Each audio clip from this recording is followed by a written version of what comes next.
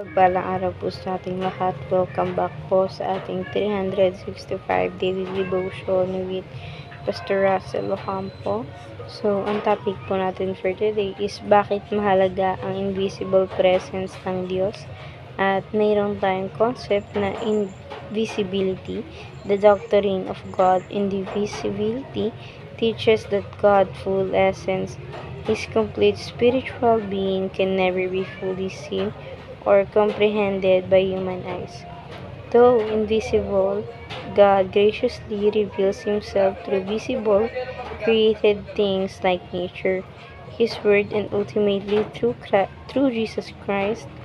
This means that while we cannot see God directly, we can know Him truly and truly His work and His presence in our lives.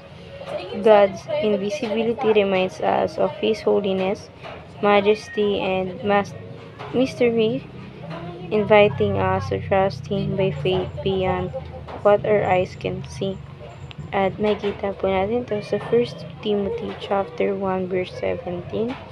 To the King of these ages, immortal, invisible, the only God, be honored and glory forever and ever. Amen. And sa Tagalog lang po, sa hari walang hanggan, walang kamatayan, di nakikita, tanging Diyos ang karangalan at kaluwalhatian magpakailanman. Amen.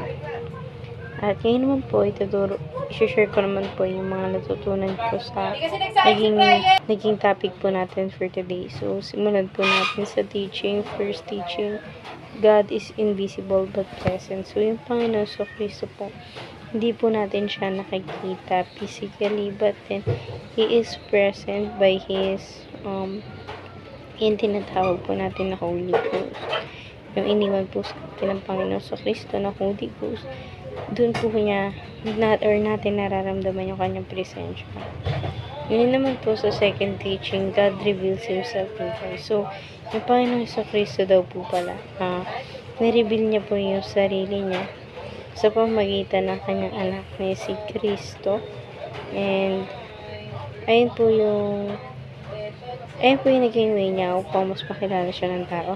Ngayon naman po sa third teaching naman po, God blesses those who believe. So, yung Panginoon sa Kristo po pala, mas pinibigyan niya po ng blessings yung mga taong naniniwala sa Kanya. Kasi nga naman, bakit niya naman bibigyan yung mga taong hindi naniniwala sa Kanya ng blessings na magtatanong lang kung saan nanggaling yun, ang sasabihin lang na gawa nila yung sa sarili nila. Ngayon naman, dadako po tayo sa ating application. First application, put your faith in God and not feeling it. So, yung faith doon natin kay God. Lagi natin siyang ipakita yung faith natin sa Panginoon sa Kristo. Hindi lang yung nasa puso lang natin yung pananampalataya, but then pakita natin sa Panginoon na totoong sinasamba natin siya. Ngayon naman sa second application, know Christ in order to know God. So, kailangan nating makilala yung Panginoon sa Kristo upang kailangan din natin makilala or kailangan din natin malaman kung sino ba siya sa buhay natin. Ngayon naman sa third application na tayo, experience God's favor and blessing. So, palagi natin i-share sa ibang tao yung blessings na binibigay ng Panginoon sa Kristo, lahat ng favor na binibigay niya sa atin. Ngayon naman sa discussion na tayo, why is it importance of believing that God is present even though He is invisible? So for me, dapat talaga natin paniwalaan na nandito siya sa mundo natin dahil napakalaking bagay na paniniwalaan na nandito siya. And sa bagay na yun, doon natin nararamdaman na nandito talaga siya sa buhay natin. So, ayun naman po for today's discussion. Thank you for watching.